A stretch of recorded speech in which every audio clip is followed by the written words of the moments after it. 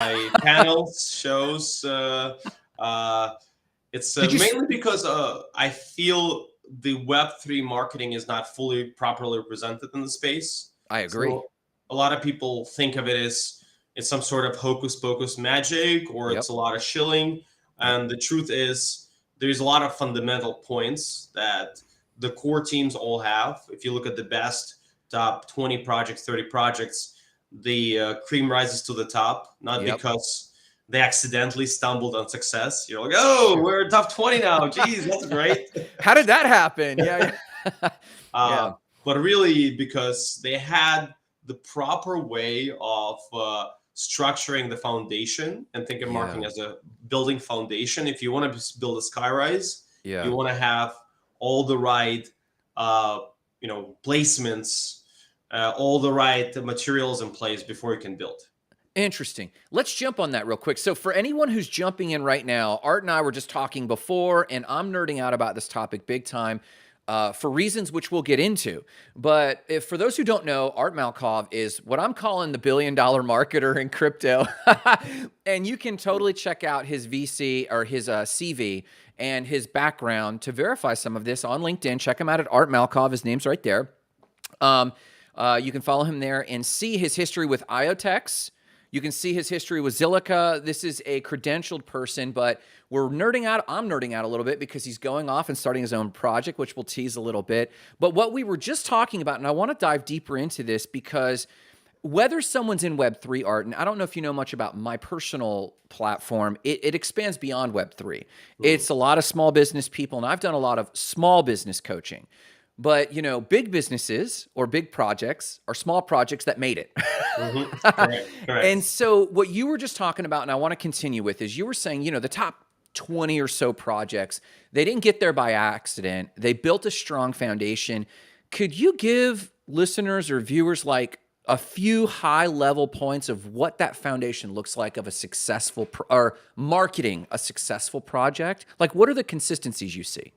Sure. Yeah. So a few things that I noticed with Web3 or not Web3 is really comes down to founders understanding the value of not just marketing, but the right marketing team. So one thing, as I've seen in crypto specifically, there sometimes when you do token or you get your token, you get a lot of money quickly. Oh, yeah. You think you're that smart. So that's what I see a lot of projects. They go, oh, we're like, we have 100 million now or 50 million. That means we're smart. So it means everything we did before, which might be nothing in marketing, have worked. And a lot of it is because they don't have like a traditional background in marketing, or maybe they came from a large company and they bypassed it. Yeah. So if I could interpret this, because, I was talking to both Jarrett and Jackie Roach on our interview. And Jackie and her partner, Rachel, they focus a lot on Web3 leadership. I focus a lot on, management. But what you're saying is something that we've said quite often in Web2. You get a big injection of capital and suddenly you think you're smart. Yeah. And it's probably compounded in Web3 because you didn't go through a VC necessarily. You didn't have to jump through the hoops and prove it with a slide deck. You just said, here's my project. And if you give me money, it confirms that we're awesomer than God. And so we just have to keep being awesome. and we need to dispel that because, when someone gets money like this, how long's their runway? Like when they do a token launch and get a bunch of money, how long can they last before there's signs that are showing that they don't know what they're doing from a marketing perspective? How long do you think they have? So it can last for a little bit. But the thing is, there are multiple complexities here. Basically, if the team gets enough momentum, they're able to become hot for a second. So and that will give them a little bit more runway because the crowd is there, the token price might be held up, and that's the reality. If the project has a decent treasury, they do have some runway. Right? And the issue is also sometimes teams will grow too quickly or grow too quickly in a wrong direction. So maybe they'll grow their engineering team if they're engineer, the founder, but not grow their marketing team. So I've seen that more often than not. Interesting. It's runway can be a few years, can be but once you go 2-3 years and you realize there is no product in sight, right? Yeah. So there's unless you're an exchange or something that does with transactions, or you're selling the shovels. Yeah. They're like as an L1, you're not really making money directly on anything, Yeah. unless you have an exchange once again, like like Binance BNB chain, they have both. So for me, it's really where do you if you have the runway, you have to start planning marketing from the get-go, or you're just gonna fall on your face now, or in 100 meters from now, right, or a year or 2 years from now. And once you're already in that trajectory, it's like a momentum, you're in that down trajectory, it's super hard to change that momentum. And then a lot of companies, especially if you're a crypto project in top 200, top 100, top 300, you have to be very careful. Once you get that momentum, it's very hard to change, because your audiences, your people are going to be pretty much, not happy. Oh, yeah. Well, and, we've been talking a lot. I've been talking a lot to my people that, Web3 marketing for the small business owner who might not have these budgets. And I have a web design company, and we've got a couple hundred clients, and we're doing an IRL event at the end of the quarter. And it's the first one we've done since the pandemic.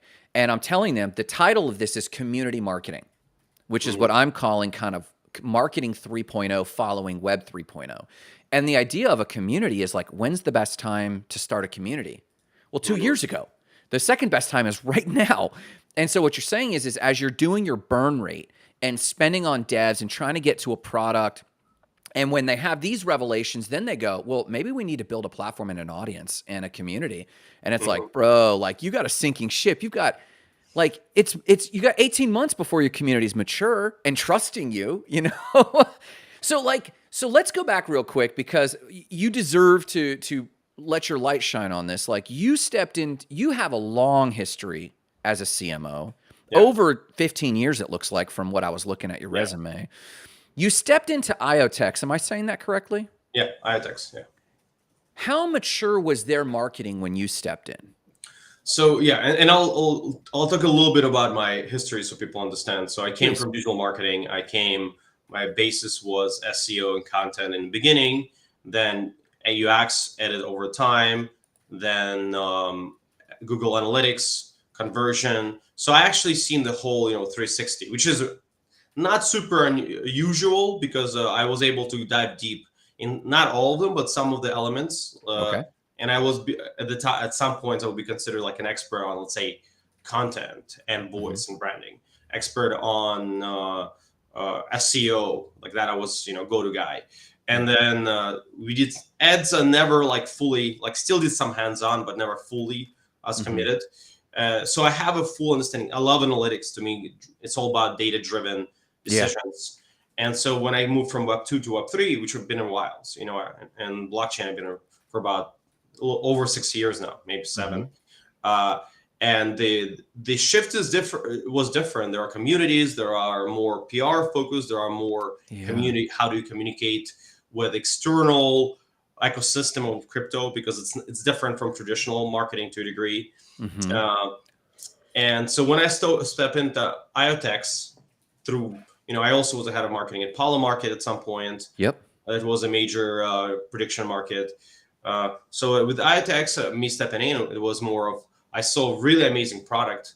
They had a great, those that don't know, it's a kind of smart device ecosystem, connecting various smart devices that could be because cars can be potentially, taking your data and making your insurance cheaper. So things like that. But almost real time, which was the original theory of IOTA, right? Okay, keep going. I'm sorry. It's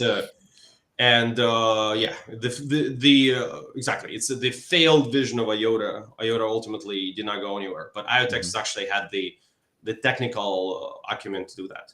So they had a great, like they won their UCAM, it's blockchain camera. They won in 2020 one of the biggest awards in I think it's the biggest show in the world, like tech show. Wow. And now not CES? CES, yes. Yes, usually in Las Vegas, I think, or something like that. Yeah. So they won the award for most secure blockchain camera out of camera in 2020. Nobody knew of that. So when I came in, I'm like, okay, why are we not talking about this? Yeah. This is literally the biggest news. Like, it's the actual device that won an award at a non-blockchain show for, which means it was so secure that it was blew like hundreds of other devices that competed for that award out of the water. Wow, that is impressive. In 2020, especially. In 2020, yes. So that we were already talking a few years ago. So, but I was there, had a market in 2021, so it was still fresh. So so I came in and I said, okay, where's the team? And they had some teams, but it was ad hoc team. So what I had to do is I had to build out the full grown team, like the big boy team, for them to be, when I came in, they were like maybe around top 200 projects. Okay. So they weren't tiny, but they were not in the top 100. Yes. And that's ultimately very important, because you will find that projects will escalate, but generally you need to hit your next high, because it's not only conversation point, it also allows you to, if you have ecosystems, if you have token, allows you to, like, if you look at any large project, let's say Avalanche or Near, whenever their token goes high, all of a sudden they have new budget, right? So ecosystem budgets to grow their ecosystem. So it's very important to have those highs, even at some point they will go to much lower. Interesting. Yeah, when you describe this from a marketing and messaging perspective, it kind of sounds like if it's done right, Web3 companies have more control than a Web2 company that's traded on the open market, because by the time you're an IPO'd company, there's so much market sentiment and institutional money that drives the value of your stock. But here it sounds like if you're doing it right, you have far more control of driving a positive sentiment on your token and thus growing your treasury. I mean, would you say that's accurate or not accurate? I would say it's not only accurate, but you can actually grow much faster in a proper market, like up market, than in traditional company. And then you have a lot more control, because you don't have to report with your, like if you're stock, you have to report everything. Whereas here, if your token does well and it's, it's a utility, you have a lot more control to grow your whole. So you can amplify your growth. That's why. Wow. I'm not gonna go to the other part, how the shillers grow very fast, but the core teams that grow really good project grow very fast is generally because they're able to catch that wave. It's like surfing. You have to catch the wave and then you surf. And if there is a wave, the waves are coming, right? An NFT, the DeFi, it's up to you to catch the metaverse. Catch those waves. And if you don't have the marketing team, it's like basically you don't have the skills to serve. So you're just gonna tumble off your surfboard. So you are very unlikely to get just lucky. Just lucky is not enough. It's the likelihood is you have to be able to get there and know how to surf. And that's the real at IoTeX was a big part for me, is to move away from the technical terms we were using. So we were very IoT centric. And move toward the vision or the future, like show what we're really building, what's the future. Which, by the way, to give credit to IOTA, they were very good at that. I would say they're one of the better shillers in the space. And so IOTA, heads to you. You may be too good of it. You may be too good of a shiller. So that's why I held a lot of IOTA for a long time, and I was a big fan of the vision. And but it just seemed like they didn't hit PR dates. They weren't announcing any rollouts. It didn't seem like they were, riding waves like you were saying. And so it lost steam, Well, they were riding waves really well. The problem is they never delivered. Yes. Okay. Yeah.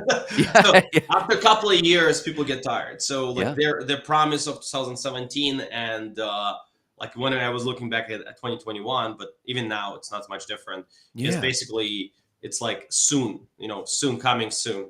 And at some point, people, even the most nostalgia supporters, they're like, okay, when are smart contracts? What are we doing? And but basically, they did a good job. So with the IoTeX case, it was actually the opposite. They built the technology, they focused on technology, they made sure they had that. But then how do they rate it and bring it to the audience? That's where the weakness was. And so you came on, and your first real action when they brought you in is to build out this team, and you had the budget to build out the marketing team. Correct. What was the critical first hire? Like, I mean, not just the first hire, but when you hired that role or that person, whether it was their intrinsic skill or whether it was the role you were filling, which role really started to give you momentum towards this level of growth you had? It's a great question. So for them, it was a basically strong content person, like in-house content person, Really? because they had content people, but they were not fully in-house, or Yeah. they were sharing roles with other things. And so we were just brought in Interesting. full content person that, and then thing is, they had amazing designers already. It just Sure. the element was you have to guide that vision. So Yeah. if you have a great designers, but your vision is boring IoT machines, Yeah. then you're gonna have really beautiful boring IoT machines. So And where, I mean, really, was the yeah. message, was the audience, the target audience was shifting from like technical people to like more retail people? Like what was the shift in the messaging? It was a mix. So we are a three-sided marketplace. Mm, They were at IoTeX. So basically, we were the customers, the businesses, mm, and the developers. mm. And before that, we actually were very good talking to developers. So Okay. their messaging was to developers. But thing is, customers, and this is what secret for everybody here in Web3.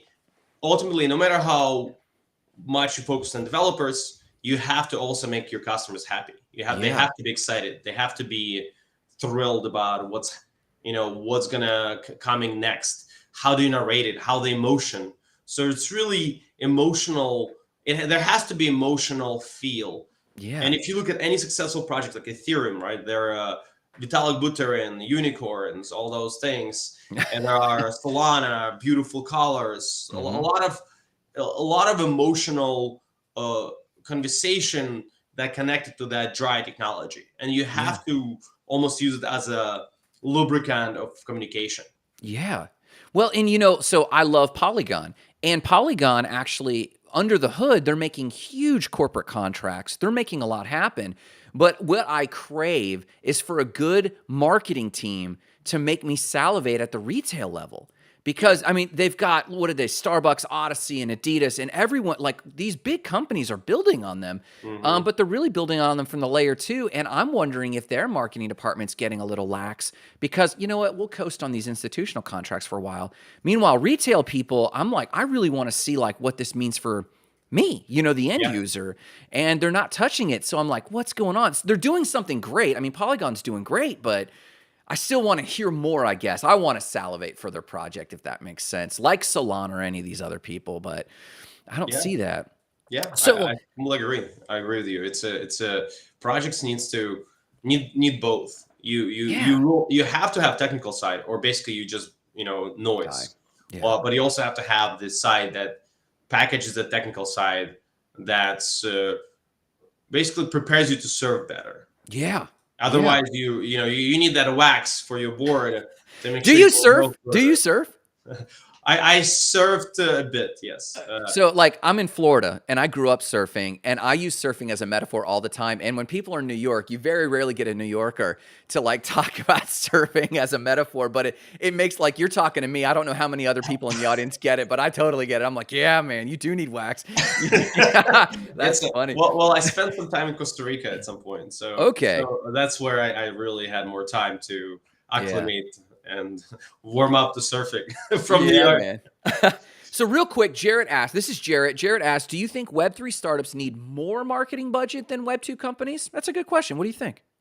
Um, I honestly, depending on the stage scale, but generally no. Um, Interesting. Generally, because you have the higher hype factor. So meaning, it's a. I'll give you another water sailing analogy, not surfing, Yeah. but basically, think of it as every project is a sailing boat, or a Yeah. large sailing boat, or even caravella, like the ginormous boats from back 1500s. Yeah. And so each one of them has a sail. So the bigger the project is, the let's say you're a little startup, you Hmm. have a little bit of a napkin, like that tiny sail, like tiny sail, uh, and then but if the wind is strong, it can still go far. Yeah. So in Yeah. crypto and Web3 specifically, you tend to have wind that's very strong, and so you can actually go much faster and longer. in a Yeah. proper dynamic with less money. So that's why a lot of you see those DAOs and things. They raised a lot of money with Lots of almost money. no marketing. So Mhm. which shows you in the up market, you don't need that much money and you can really do crazy ROI. Even Yeah. IoTeX, I can tell you that we didn't we were strategic in spending. So Yeah. when I came in, we did have a budget, but it wasn't massive by budget by no means. It Yeah. just we used it more strategically, and the timing to show our product to many different people has really helped. So Yeah. we used at the time we used some strategies like NFTs. Mhm. As a like one of the campaign we did was, they filled out our contact form, and did certain actions such as follow us on Twitter, join Discord, download wallet, they would get a free NFT. Yeah. And when we tested it, we found if you just ask them to give you a news email, some people would, but many wouldn't. Okay. But when we asked you to do those steps and you get an NFT at some point, Yeah. and it was not like custom NFT. I mean, it was custom NFT, but anybody could Sure. get it, right? So it was Yeah. just a serial number. We increased our sign up ratio by 800%, Oh, get out. just based on one little element. Yeah. Wow. So, okay, that leads to the next question I had on this because, so for those who are just popping in, we've been talking for a while. We're talking about IoTeX because this was a major change in your career, really, where he took a company from about 200 million to $2 billion, or rode with Market them. cap, yeah. Yeah. And built out their marketing team. But really, the number that I love is the 2,000% increase in engagement. Am I getting that correct? Correct. Yeah. It's in fact, I think I have there's a video somewhere on YouTube, but basically where we did our end of the year for 2021. Yeah. And I'm going over what we did, and Yeah. like literally like 2,000% engagement was actually sometimes Wow. on the low side. Some of them were Yeah. 3,000, 4,000. I think our highest was 5,000% engagement. Yeah. To give you an example, we went from 3,000 mailing lists back in right after when I joined, because there was no focus on mailing lists. They were just doing doing different things. The marketing stack in terms of tools we were using wasn't that great. We really built out in-depth marketing stack, and that allowed for a massive onboarding ability. So what basically it allowed us to have a bigger sale. Yeah. And when we got the win, we were able to really get a lot of wins. So we went from 3,000 subscribers to our mailing list in, I think it was June 2021. Yeah. By December, we hit, I think, close to over 100,000, like 115,000, I think. So, and how much of that do you think was attributed to getting on this NFT giveaway strategy? Not so much. I mean, some of it for sure. Like some of it was strong. We did a very strong campaign. At some point, it was CoinMarketCap. We did a learn, and that was very successful as well. Interesting. So it's really we're able to capitalize on every time we had an opportunity. We're able to capitalize it. But sure, it helped because let's say you heard this name right during the 2021. We were number one token based on Lunar Crash, which tracks social media activity like shares, tweets. We were over 10 times number one token over Bitcoin, over Ethereum, over Solana. And that's 2021, right?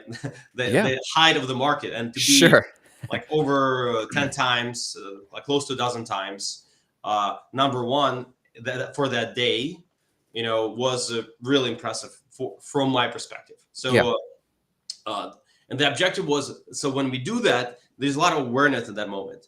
And so that's when that conversion really helps. When that 800% really helps. When you have, instead of 1,000 people, or like at some point we were getting, over 100,000 people in traffic, like a day in traffic, right? Yeah. And some of those crazy months, like it was crazy days where we went just insane across unique users, wallets. Because now we're capturing to, not only are we people coming into the website and they just, okay, that's cool, and they leave, but we also had a good capturing people to bring them into the ecosystem, which was, I think, very crucial. So, let me ask you this. I deal, like I mentioned, a lot with a lot of small businesses, and You know, we could probably dive into like Stack, and I happen to talk to a lot of marketers because honestly, whether it's Web3 or Web2, Yeah. I believe, especially, and I don't know how you feel about this, I don't care what size business you're in the coming days with AI and synthetic media or artificial media, Hmm. community as your brand is almost more important than ever before. So even if you're a local landscaper, I'm telling them you need to become a brand of one. You need to be on camera, you need to be engaged, you need to have community events, you need to be there. A lot of people might listen to you speak and go, okay, Art's amazing. He started with a $200 million company. So what was his budget? And start dismissing your successes because you had budget to roll with. My question to you is this: what is your advice, or where do you see small businesses or small projects leaving money on the table or not taking actions they even could with little to no budget? Like, okay, so you might not be able to onboard a content person like I did, but you can at least do A or B or Yeah. C. What are the misses you see for small businesses?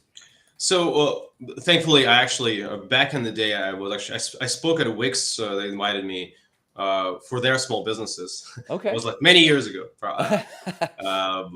but it was before the crypto. But basically, I think I remember asking how many of you have marketing budget, and almost nobody had raised their hand. Mm-mm. So the first thing they need is just some budget, just like literally saying, we're gonna take like whatever they earning, they take, even if it's few percent Yeah. of total. It could be as little as $1,000, $2,000 a year, and so they don't have to think every time. Oh, do I need this service? Do I need this subscription service for that or that? Because owners oftentimes take every dollar as to their personal money. Yeah. But they Yes. need to separate that. They need to realize that, you know what, we're growing. And so far, we maybe stumble on growth, even if we're a small business. Yeah. But do we have a budget?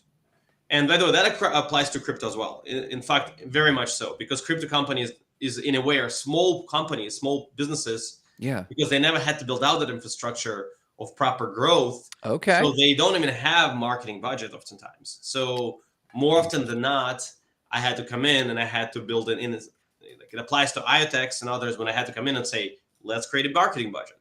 Like what? So I don't have to go and say, who do we need to hire? If we need to hire editors or something, I don't need to be clearing it with anybody. And that's for founder. It's also they clearing it with themselves. Every time they see that $10 a month, they're like, oh man, oh, do I need this? Or and the reality is you do you do need to have some sort of marketing stack. And if you have $2,000 allocated for your marketing, you won't have an issue if somebody comes in and tells you, we can do this, creator push for you for $500 because you already have the budget. But if you don't, then every transaction becomes like exercise and overthinking, and usually futility, because that's not the money that will affect you. Yeah. Yeah. And now, so let me ask you this. You're mentioning this, and I appreciate this, allocate any budget you can. And then the next question that a small business owner should be asking is like, well, to what? And the answer I project is, well, you got to experiment with what works. Yeah. Is it all experimentation? Or like if you were to walk into a new project, you know exactly how you'd start? Is there like tried and true, this always works, or is it always experimentation? So it's a mix. So when earlier in my career, especially when like something new technology comes out, experimentation is very big. But ultimately, there are certain tried and true things, and tried and true, like you should have mailing lists versus not having mailing lists, right? Some Sure. basic stuff like that, but it's not basic to many. That's the craziest thing. You see, so there are tried and true. There would be, to me, own your own blog. Like, don't use Medium. Like, Medium will kill you, because every time somebody links out to you and they link into your Medium eats your SEO. Don't ever use your Medium. Like, Interesting. So crypto company, if you're a crypto company, and I'm talking to you, and you're using Medium, you are, if you, whatever you're spending for PR, you're wasting money. You're probably shooting like 80% of that money out of the window, because a lot of those PR could also help your overall site to rank better. So you see, so that's to me immediately. I go in and I go, look, do they have Medium? domains, I think I mentioned it earlier, don't use XYZ. There is a lot of issues Yes. with that and baggage. And if you don't want to be blocked by spam filters Yeah. everywhere and wonder why my email not going through, just Yeah. don't use XYZ. If you want to do that, go ahead, do it. But Mhm. understand that your conversion about probably going to be after 2 messages would be 50% less deliverability than any other extension. That's huge. It's massive. Wow. So Wow. like as simple as that, like use.io.com, .app, whatever. Like Mhm. my personal is .io because it's Web3 affiliated, but also it doesn't have the spam problem. So Yes. it's clean. Whereas in .xyz, they sold, they're doing like $1 discounts, Yes. and all the spammers just buy them up as burners. And they use Mm. it, and they're like, oh, like no matter how cool it is it worth Yeah. losing half of your traffic? Wow. Based on not necessarily traffic in visitors, but traffic in your emails when you're sending out contact email, trying to do communication. And the larger you get, it's like having a hole in your boat. Like the Mm. larger you get, the more flooded you get. So Yeah. Yeah, that's interesting. And then Owen Healy, I don't know if you know Owen. He's a recruiter Oh, for yeah. web. Owen, what are you saying with Dan Thomas? Do you know who he's referring to with Dan Thomas? I don't know what he's referring to. I am Tell not us. sure, but I know Yeah. Owen. Yeah, so he actually, I believe he get me into Zilliqa. So, Oh, he did mention that to me. So you guys are buddies. Hey, Owen, tell us hey, what you mean Owen, by. call out to you. Thanks for the set. So, Hook up. being a Web2 website design company, and we're making the bridge into Mhm. Web3, learning how to token gate and do NFTs with websites and stuff. We um do you find like a big headache for email campaigns is the email filter, specifically in Outlook? Outlook has atrocious email filters Mhm. for spam. Do you find, because of this trend of spammers buying up XYZ domains, is there like blowback on this where the spam filters within Google, Outlook, and these email services is a little higher for those extensions? So Oh, if for you're sure. Oh, yeah, yeah. I spoke to a number of IT professionals, and in fact, recently I spoke to a guy who runs IT infrastructure for many like mobile companies, and they just block XYZ outright. They don't even look at that's you. nuts. You just straight up blocked as an extension. And a lot of my clients, they're like, "Hey, what's going on? My emails won't get delivered." And I'm like, "We try to whitelist them, but at that point, if they're just outright blocking, you're like trying to put your thumb in a dam. You're like, it's just Yeah, like you're barely fixing this." you're gonna sink at some point if you have that Oh, hole in your. And yeah, the thing is, in Web, the reason why I think XYZ did like at least in sort of name in Web3 is because like I said, people don't realize marketing here. They raise a lot of money. They yeah, didn't do the core marketing. They don't realize that if you do mailing list on IO, for example, versus XYZ, you will get a lot more emails out. So your yeah, scale, you will get better flywheel growth.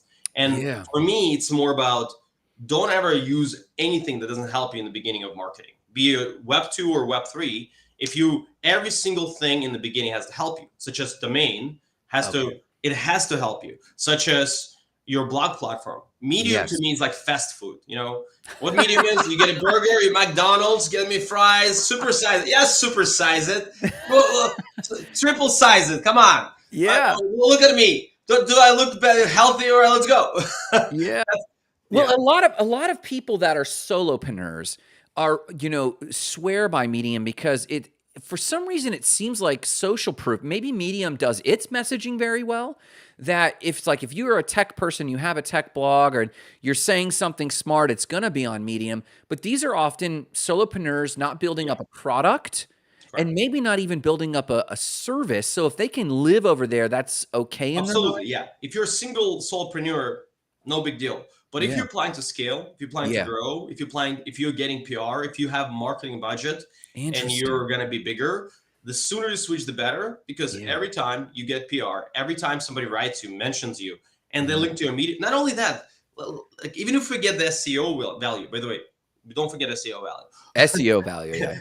Even if you get SEO value, Medium steals your clients. Like if you ever go to Medium page, you click on Medium, they don't take you to your homepage. Yeah. They show Medium. They promote your competitors right on sidebar, and in the Yeah. footer, they hide your links. If you want to highlight something, it's very hard to show it. You Interesting. don't have a lot of tools and subconscious anchors that you can have in your site. If you ever go Yes. to iotex.io/blog, you can see the difference. Yes. They used to be on Medium. So the first thing I did when I came in, I moved them from Medium to our own platform. Wow. And Medium is just does its own, like basically Medium is fast food. And if you don't do any better research, Yeah. Medium is good enough. And if you're a solopreneur, it's probably good enough for you anyway. Yeah. Like if you're just one guy or a girl just hanging out and doing her own thing, no problem. Yeah. But Yeah. if you're planning to scale, if you're building a company, Yeah. and the sooner you switch to something white label, I suggest ghost.org. It allows you to white label your own What is that? blog. Ghost.org. I don't even know Ghost. I should know this. I'm gonna write this down. And this is here. a white label. This is white label blogging. Yeah. It's literally you can do it like subdomain for your own site. If you go to IoTeX.io/blog, you will see how it looks. That's on Ghost. Okay, I'm totally gonna check that out. Likewise for Zilliqa, that's what I came in. I changed it. They were a Medium as well. Now they are blog.zilliqa. See, that's wild. I've never even heard of this, and I usually try to stay up on this stuff. That's pretty wild. Yeah, and it's beautiful. You can make it beautiful blogs. You don't have to worry about like WordPress where you get hacked. You don't have to manage, be afraid of that stuff. Yeah. Interesting. So, what do you nerd out about? Like when it comes to marketing and you step into a project, okay, you've got your punch list, you got the Art Malkov approach, and you can turn something around. But like, what could you lose yourself in? What do you love about this industry, about this niche of marketing? I think for me, it's actually when I'm stopping a project, I want to look at their analytics. I want to see it because they never do. Like that's the craziest thing. I worked with so many projects, and not necessarily user analytics. So that one is generally people are on top of. But I'm talking about like your website analytics, your flow analytics, your engagements, your conversions, or do we have conversions? Do we set up KPI points, triggers where we know when they're submitting a form, when they're going through pages? Do we know what is our value? What is our ultimate objective, and where do we drive them? So really creating funnels and moving through different funnels and understanding that probably we missed something that can. Like at IoTeX, that's what we did. That's how we hit thousands of growth points because I looked at things that already worked to some degree, and then we dialed to a 9, like basically, and then fix things that didn't work. Like for example, having our own blog. So I'll give you another. Going back to analytics. Yeah. Medium doesn't give you proper analytics. It gives you some bullshit garbage. Okay. So if you want to have a proper analytics, you got to have your own blog. So on Ghost, you have your full analytics. So, and not only that, Google treats your analytics for SEO. So the longer people spend on your page, the more likely that Google going to rank you across all your pages. Yeah. Medium steals your blog. It means Medium steals your engine. So think about the blog as your car engine. And so if you want to scale, you need to have your biggest engine possible. And the reality is the Medium is literally just like renting out engine to you. Oh, wow. So like you're writing long form. I mean, does long form truly work better? It does work better to a degree. So, but it's also engagement. If you're just writing boring BS, like no one will care. So Google looks at engagement and how much people spend on page. But here's the thing: if you're on Medium, right? Google doesn't know. Google credits Medium for that, not you. Yeah. So like even your backlinks don't matter that much relative. It doesn't matter at all because it steals your backlinks. It's like a nuclear bomb. Think about it. Everything you do, you're literally selling it to Medium, and it doesn't even paying you. Holy cow. So, I mean, I've always had an inkling of this, but I have never seen or thought about this under hood that it was that big of a deal. So like nearly all of our websites for small business clients are on WordPress, mainly because I feel like I have a lot more granular control of, schema markup and SEO and compared to like Wix, Weebly, Squarespace, I do.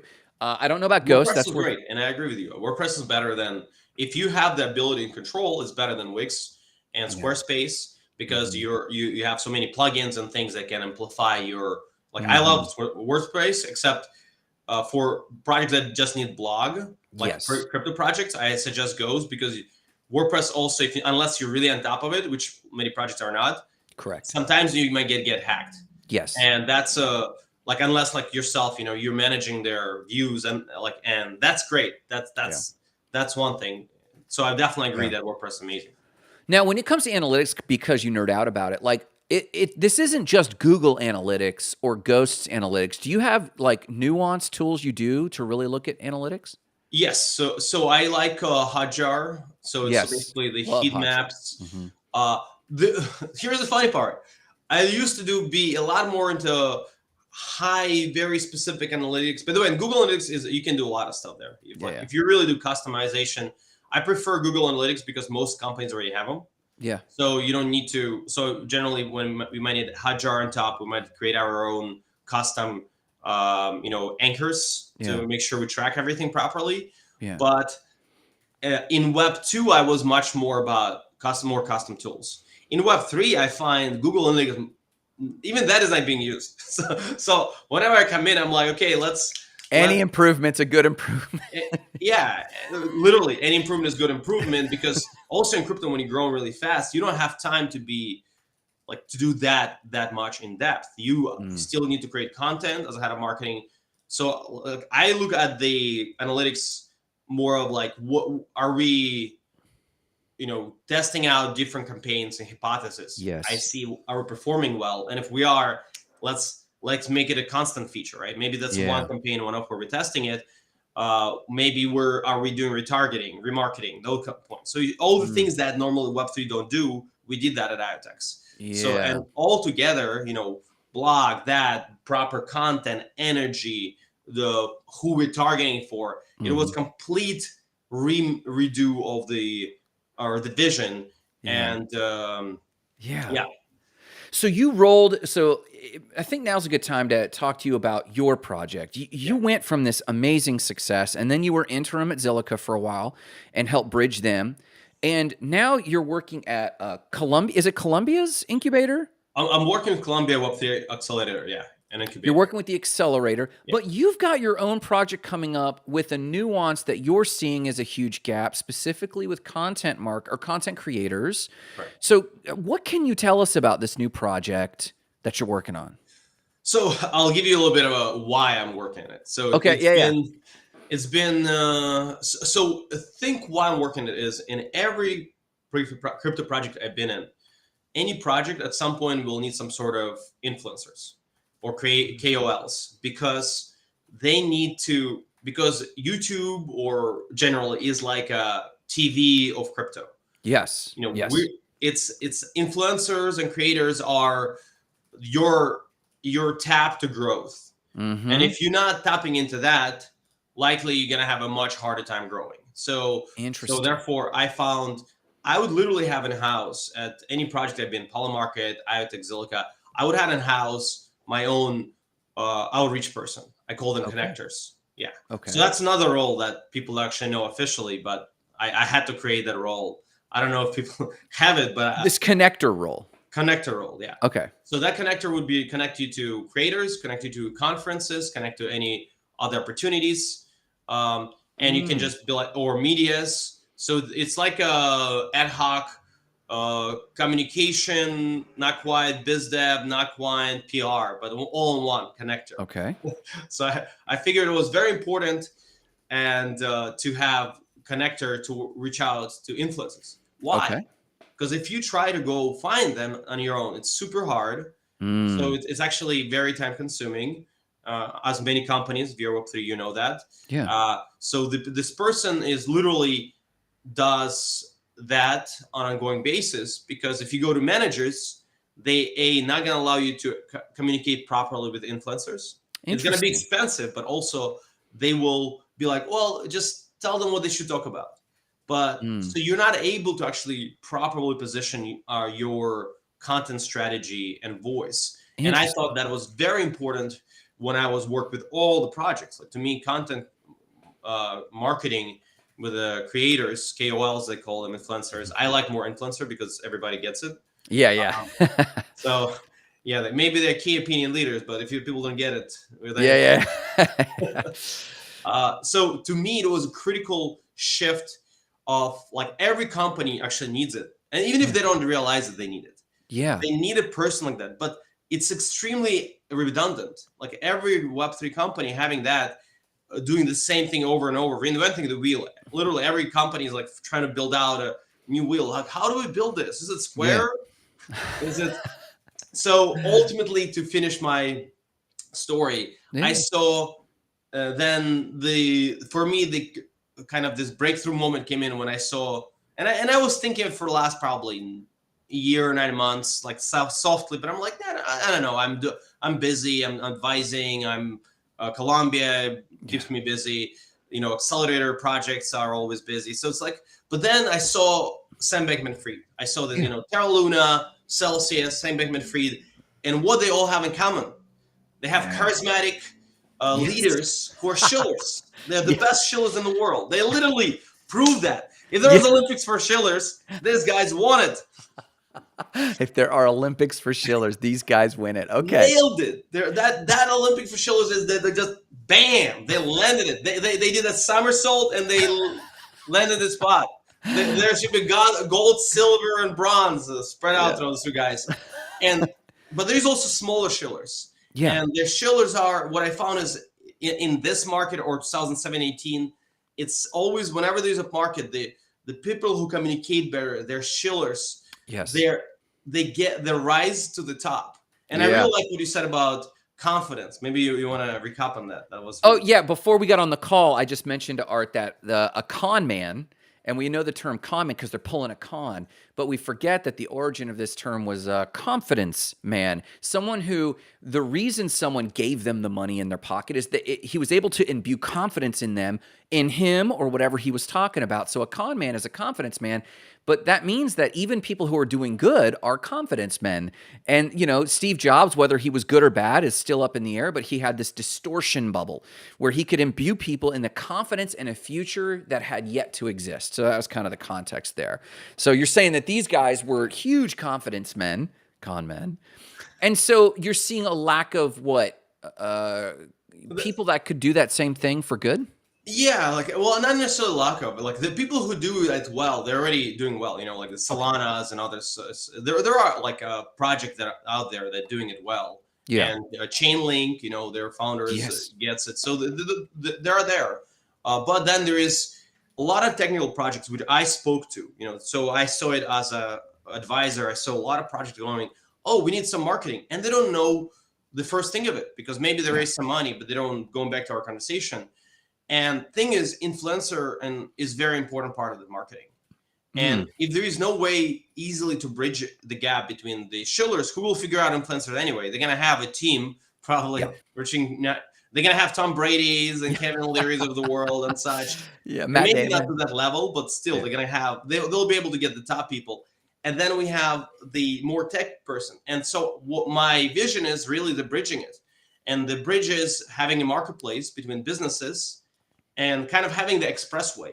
So bridging between the businesses and Web3 influencers. So only Web3 influencers in different categories, in different ecosystems like Near or Avalanche, so business can go, oh, I need gaming influencer who can spotlight problems with that. And I have really cool game and I'm willing to pay the person. It's just, I cannot find them. I don't know where to look. Yeah. And they tend to go for much larger people. So if you see gaming influencers, you'll go for the top guys. But the top guys, unless you already have somebody knows you, they're not going to work with you. Yeah. So you need to start with educational. And so, by the way, and to talk about Expressway and then kind of getting businesses an Expressway from the slow lane, the name of the project will be Expressway.io. Expressway.io. And is that landing page up or is anything up? Yeah, the landing page just came up literally right before consensus. It's very much we'll give everyone a bit of a feel what it is about, but really, I don't want to call it myself like not for profit because obviously it's going to be for profit business. But I really feel the friction right now is so great. So you have between just getting analytics, going back to analytics, from influencer to the business. There's a lot of friction. If you're working with a creator, you get literally screenshots of performance. I have got it, and you have to ask for it. So that's and my approach is really removing 80-20, removing 80% of friction at every point. Payments is very hard right now because You'll go to influencer, you gotta negotiate, gotta go back and forth, how much you want, how much you want. Here, idea is clarity. Here's how much they're gonna pay. Expressway.io. I apologize. Let me pull that Sorry. down. Thank you. Yes. Keep going. So it's really goes back to it goes back to the issue of Expressway. So check it out, expressway.io. And the big issue for me has been, and then the other part is trust. Like, who pays who first, right? Let's say you agree to escrow or whatever. We're gonna do more version of escrow. So basically, until they deliver, you're paying, but we already have the money. But until they deliver, you're not. Because I literally at Consensus, I spoke to somebody, and the guy goes, my head of marketing doesn't let me pay up front, and so creators think that we're scamming them, and there's that weird elements that who do we trust who. So it's really taking a lot of issues and removing 80% of friction, 80%, and allowing to, and also you don't need that part-time person anymore. You can just have that person. I'm blown away that this doesn't already exist, or does it exist, just not specifically for Web3? Correct. It doesn't exist in Web3. There is a very general market. Here's the problem. What I found when working with influencers and creators in the space, especially bigger ones, they want to know who they're working with. They have a lot of trust. They're not going to go like, if Pepsi pays you, you're going to be cool. Here, they want to know the project. So I believe that was part of the problem, because you can't just have them pay. They have to green light the project. So the creator and the idea, and that's also going to be built in the marketplace. They're going to be certain flow where it doesn't exist. Yeah, if you Google Web3 creator marketplace or influencer marketplace, it doesn't exist. Wow, that's interesting. So how far away from you how far away are you from a version 1 that people can engage with? There are going to be a few steps. Like we're likely going to be we already have creators on a platform who we spoke to, and they're happy to work. But we're actually going to first we're going to raise money. Sure. So likely the launch we're looking is right now is early fall maybe. But reality is we are looking to scale it up properly. And like I said, for me, it was only recent green light. So I have thought on this problem for a while. I have thought, should I do or not? And ultimately, Sam Bankman-Fried was the green light. Pushed you over the edge. I was in a panel literally on December in Benzinga. So I was speaker there. Yeah. And Kevin O'Leary spoke right before me. Oh, wow. And Kevin O'Leary was spokesman for FTX, right? So he was apologizing there. And like, I didn't mean that. Oh, well, the money, I didn't get my money either. So he's like sweating and, he didn't sweat. I'm exaggerating, but you know what I mean? Like he's in a hot spot. He's like apologizing. Yeah. And I'm my panel literally right after him. Yeah. So he was a warm up for us. That's good. So like going to your fundraise real quick, like what's going to be, are you just going to do a deck, and you're obviously very well connected at this point just because of your history and the way you've served. Do you feel like it's going to be an easy raise, or do you expect some challenges? I mean, it's a down market, but regardless. I think it will be not a hard raise. I like, honestly, it's very needed. Yeah. And I'm not sure if I'm going to go to VCs. It might be just, angels or ecosystem specifically. Yeah. Because ecosystem specific. Interesting. Yeah. Okay. Yeah. I have a lot of connections in that space as well. So I don't think it's going to be a hard raise, mainly because it's needed, and it would be harder if I went to VCs and they're like, well, how are you going to solve? How are you going to be a unicorn? I'm like, well, maybe I won't be a unicorn. Yes. But I'll be able to make immediately that revenue. It starts to create a revenue from day one. Yeah. Yeah, because it's basically transactional at that point with every transaction. And so like, are you still going to go, even though you're not going to VCs first, family and friends, angel round, something like that, or ecosystem, which is brilliant. Are you going to still like do the thing, do the deck, do the dog and pony show, that sort of approach? I try to minimize that. So we're going to build out on the back end. So Expressway is going to be our page. So if you want to stay up to date, go to expressway.io, because you'll be able to, you'll get email notifications as we get, developments and such. So basically anybody who's curious, be that a B2B, just curious, or you're a creator, this is a way to go. But we're going to be building out also parallelly stealth mode what we're already doing. We're building out the marketplace itself. Good. So Great. basically, any potential investor will be able to go in and play around and see what creators we're talking to. Oh, Who yeah. are we dealing with? You'll be able to see how it's going to look like. So Yeah. that's the part where, like, we're gonna have a deck, but I'm really, I already. By the way, I've been approached to give it. Sure. I like, people are like, okay, I have money. Are you raising? Because we can write something out right now. And I say no, because I really want to have the full, like, already laid out MVP, and then we'll just go and say, okay, we're ready, and then we go. I'm building out right now the core CTO teams. I built out already the core marketing teams, the content person, the connector. They're all part of the team. Sure. That's good. That's huge, man. And so what do you expect is going to be the biggest challenge? Just scaling quick enough? Yes. I think the biggest challenge will be dealing with the underwater stones, meaning, the companies. One thing, for example, I'm not going to tell what the problem I will think it will be. I don't want to spill all my sauce here. Okay. Well, I will say, though, this is good timing. It's good timing because as we approach the Bitcoin halving, like, I know that, there's a lot of hype around the Bitcoin halving and the bull market that might come around. But I guess this is a great time to build this, because if you can build it here and now, when the market starts running again and we enter a bull market again, man, you'll be the OG. You'll have this up and running, and people will be looking for this service, I think. So I think it's good timing, man. Yeah, I mean, that's kind of the reason why I'm doing it now, because when it's get hot, actually, there's other reasons. The creators are very busy too. Yeah. So the relationships have to be built they're too now. busy for this. Yeah. And you know what I love about this so far? Every project I talk to or interview, at some point, they're shilling the Web3 part of their thing.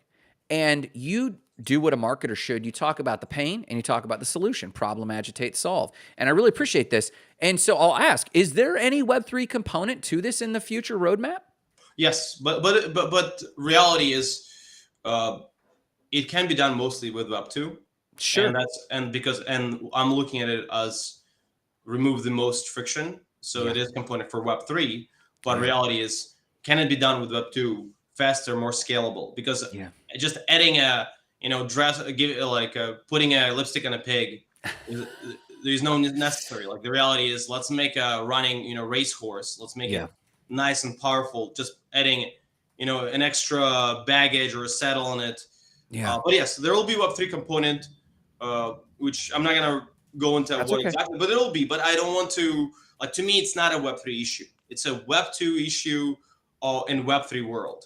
Yes. I love that. I mean, and I did this leadership post on LinkedIn, and I was talking about where the market was. And, there's all the hype cycles, and that's just going to dwindle over time or go into the dark corners of the web as we mature. And then it's going to look, these companies, I think, these Web3 companies are going to look, act, and behave more and more like the lessons from Web 2. And so we're calling it for Web 2.5. And I love the fact that your service, it's there, but that's not what we're selling. We're selling the solution to a pain. And we're selling solution with your business, and you need creators, and you're failing because you're not able to get either educational videos, or you're not able to scale. You're not able to, you don't even know where to start. Yeah. Even if you get connector, if you don't know, you cannot tell them what to do. They will likely fail. So it's like, there's so many ways to fail in that process, that the issues right now, there are creators. And by the way, I spoke to creators as well. I spoke to some really good creators, and they have their own pains. Yeah. And that's going to be addressed in that marketplace, because those pains are significant. Sometimes it takes too long to close the deal, and by the time both parties decided. So removing a lot of the frictions, or type of deal they want, or who they want to work with, it's very hard for them to find people. So it's a really matching the right audience. That's huge, man. So in parting, let's do some quick parting thoughts real quick. As a marketer, what projects do you watch that are just murdering marketing that you just love to watch evolve? Oh, I give you an example of the case study that I saw recently that did insanely well, and they just did all the right things. DGenZoo. I don't even know DGenZoo. Oh yeah. It's basically Jake Paul launched his something zoo. I don't remember the original one. And then they failed. They spent like $3 million. They said it doesn't work. And the guy, this past January, early January, said, I'm going to challenge it. I'm going to put $20,000 on my money, and we're going to build this degen zoo. And I'm going to show it on Twitter or progress. And then they went from 0 account to over 150,000 on Twitter followers within a month, like 5 or 6 weeks. They built a game within 30 days. What? They got massive following, and they did it by, well, like they challenged Jake Paul. They called him out. They called out the engineering firm. They said, we're going to do it. They were transparent. They did the proper buzzing. They did the proper, like, so if you want to see the case study, that was one just like out of nowhere. Okay, I'll check that out. Well, Art, I cannot thank you enough for giving me this time and just talking to me about the marketing. Folks, if you were paying attention and saw anything of value, if you want to check it out, follow Art on LinkedIn. And then, of course, pay attention to his project, which I think will be massively helpful and disruptive, at minimum in the Web3 space at Expressway.io. But Art, thank you so much for being here. Have a great day, everybody. Thank you for having me. It was a real pleasure. And I'm glad I'm able to share, the pain points, because like I know every project has these issues, and hopefully they already solved them. But I also know that how many didn't. And so giving the platform, thank you very much for having me on. It was a real, pleasure. And I hope you keep growing as you do. You've been really, really killing it. Thanks, man. And Owen says loved it. Thanks so much, everyone.